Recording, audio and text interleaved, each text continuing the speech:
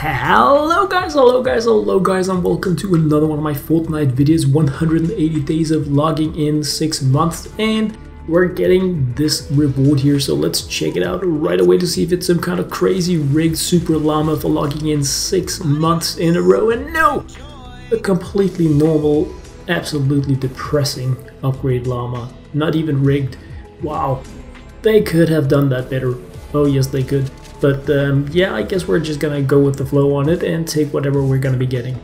So guys, this set aside here, I have actually recorded the rest of this video here on my day 181 of logging in. So yeah, I know that's kind of cheating, but I had some other things I had to get out of my system before making my 6-month video. This here is my resources, what I have in my account, so to say, at the time of this recording, if you are interested in that stuff. And what I want to do in this video is to go through everything, absolutely everything. How does an account look, my account anyway, after 6 months of gaming, 6 months of logging in.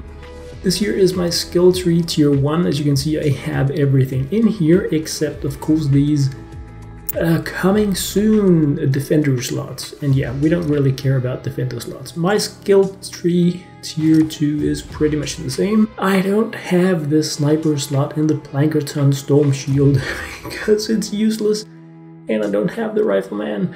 And these are coming soon, so yeah, can't really have those. But besides that, it's a done deal. Skill tree tier 3 is where I have been more selective about what I wanted to use my skill tree for. I have not upgraded my teleporter because it's not that useful. I have not upgraded my proximity mine because I haven't really been fooling around with that. I have not been using anything in terms of skill points, and the supply drop upgrade, not that as well. So as you can see, this here is like a bit of a theme, not going into defenders, not going into expeditions, no teleporters, no supply drop. So that is what I've been cutting, so to say, in order to specialize in the things I like. In my 4th skill tree, it's pretty much the same deal. I do need this at some point. That is one of the things I do want. Again, I haven't upgraded the proximity mine, haven't upgraded this. I will be upgrading the banner as well at some point.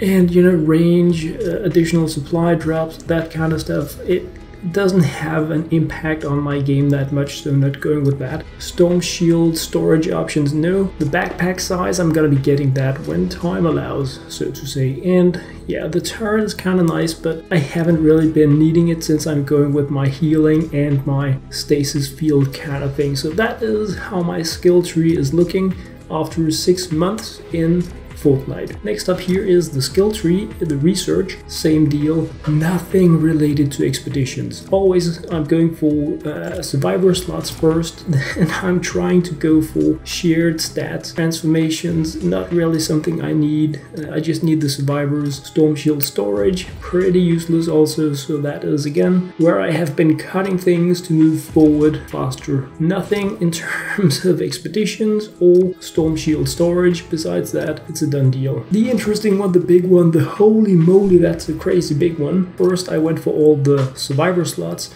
then offense, then tech, and now I'm just spreading out, trying to get all of the shared ones first. I think these are my overall stats.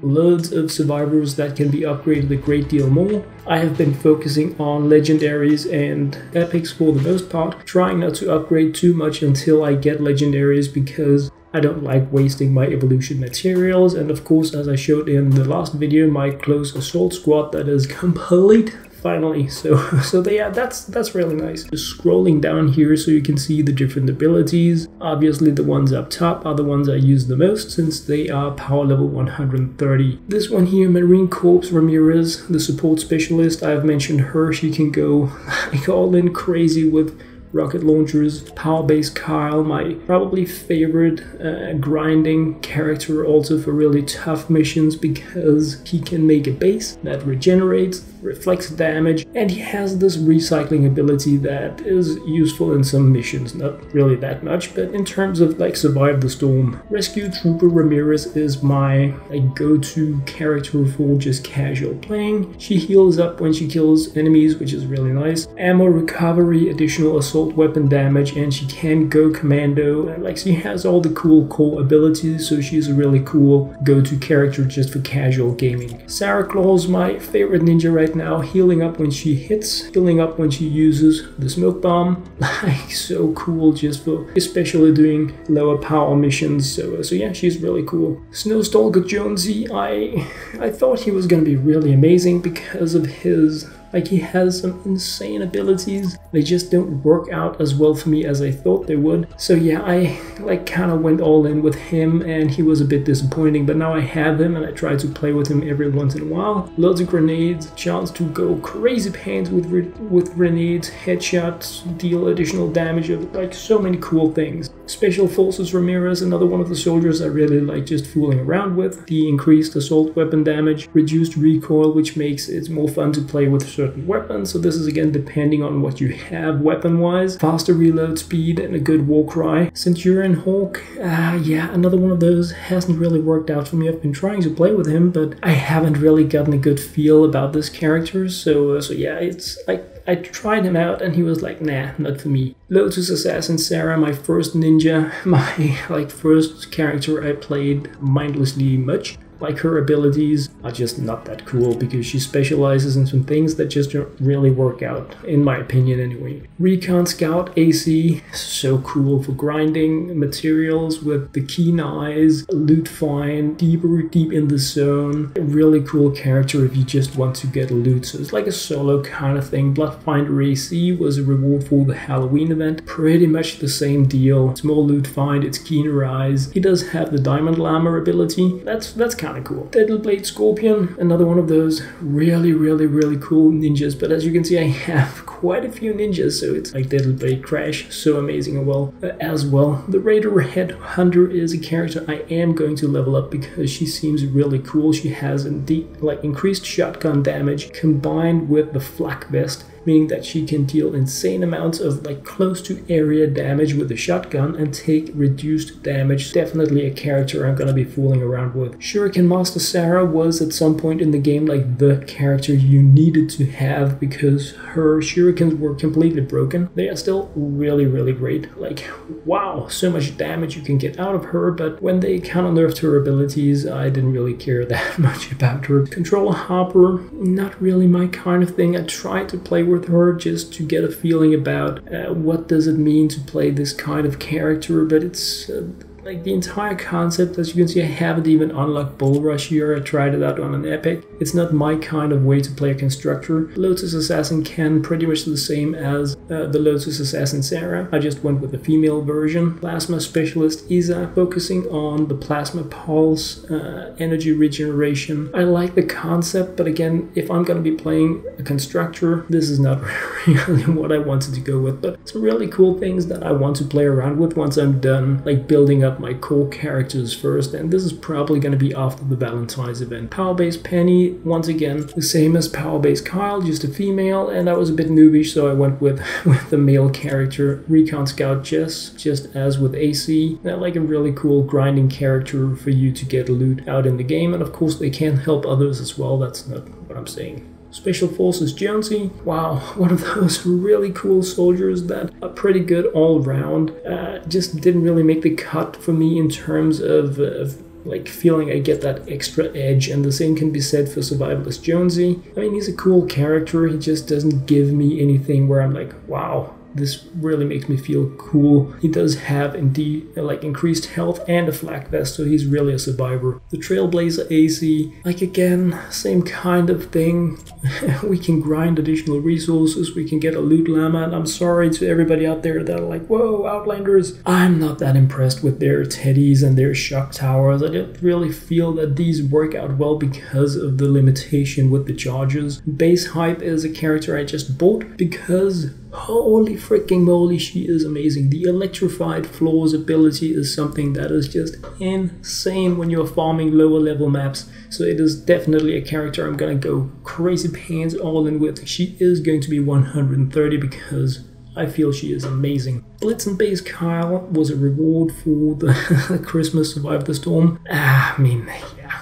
A healing slow dude that is faster in the base, that allow others to heal within the base. I mean the concept is very Merry Christmassy, but it's not something I'm gonna be using like in the game. I don't think so anyway. And these here, as you can see, loads of characters I just haven't really even put anything into because you get flooded with legendary characters as you get further into the game, and you kind of need to focus your evolution materials and your hero experience points on few things. So yeah, these are things I haven't even touched yet. The Skull Trooper Jonesy is like the wannabe mythic soldier. The mythic soldier is insane, and this character has a bit of the same ability in that when you throw grenades, you leave an area, this residual energy field on the battlefield that deals damage over time. So it's a freaking awesome ability. You're going to be seeing tons of players using this character out there, but yeah, I'm not doing it. Energy Thief Mari is probably the first character I'm gonna be changing the rarity of so that I can combine this Vigorous Blade with what I have from Sarah Claus. I do have the materials to do it right now, but I'm going to wait again till after the Valentine's event. Next up is my traps floor launcher, as you can see here, with triple increased impact and knockback. Really amazing. The wall launcher,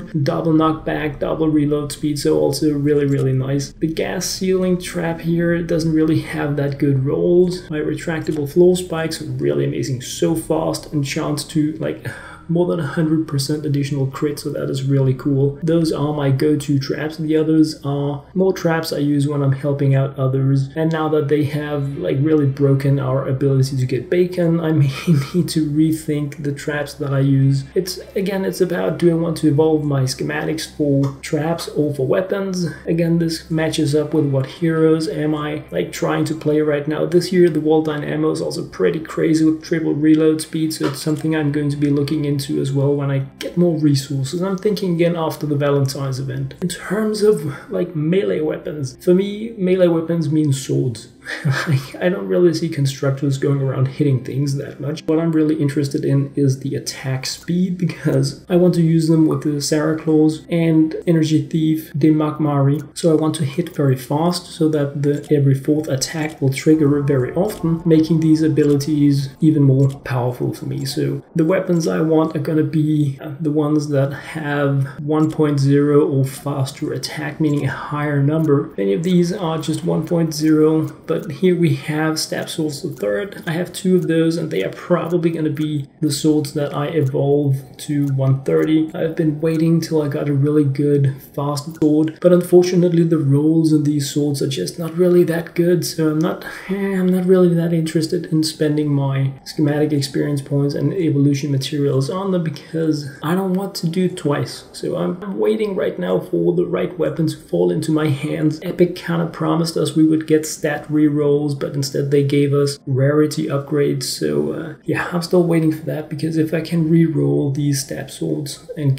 I really want energy damage, for like, that is my main thing, then I'm gonna be super happy, and I'm gonna have my 130 blade for my ninjas ready. But for now I'm just sticking to my founders because it's pretty decent. So yeah, that is my status on melee weapons right now. Loads of them, and none that are like really working out nicely for me. But again, it comes down to, if I'm going to be playing another type of ninja, I may want a different type of blade. In terms of my ranged weapons here, I have my Jacko launcher 130, I have my Hydra 130, energy damage, I love it, my favorite weapon in the entire game. Have my my Obsidian Nocturno 106 here, and my Dam Buster. I use those quite often. Then I have a few of these 82 power weapons, mostly to share with others, because often it doesn't really make sense to give players 106 and 130 weapons anyway. So I have like a few different weapons at lower tiers that I can craft for other players to help in different kind of missions, or just give people a bit of a head start in the game. So yeah, again, I've been focusing on a few weapons that I really like instead of getting everything up to 82, for instance. As you're gonna be seeing now I have a huge amount of ranged weapons that are legendary, and I'm just gonna be briefly running by them like this. You can see like Death Ray, I have 4 of those. So this is mostly in terms of if you are wondering what kind of weapons do I have at my disposal that I could have focused on evolving, on leveling up, then I'm just including it all here now that I'm making this 6-month this is how my account looks kind of video. So loads of things that I can choose to focus on. And so that was a bit about my schematics. What schematics do I have after 6 months in the game? So we have seen survivors, schematics, heroes. So this here was like what I had to share about how my account looks after 6 months. The last thing that I'm going to be doing is just digging out on the map so you guys can see the type of missions and rewards that are available at this part of the game, because especially in terms of evolution materials, this can be very interesting. 15 pure drops, 6 Eye of Storm, Lightning in Battle, and as you can see, storm tickets are easier when you have reached this part of the game. So guys, that was what I had to share in this video here. I hope you enjoyed. As always, thank you very much for watching.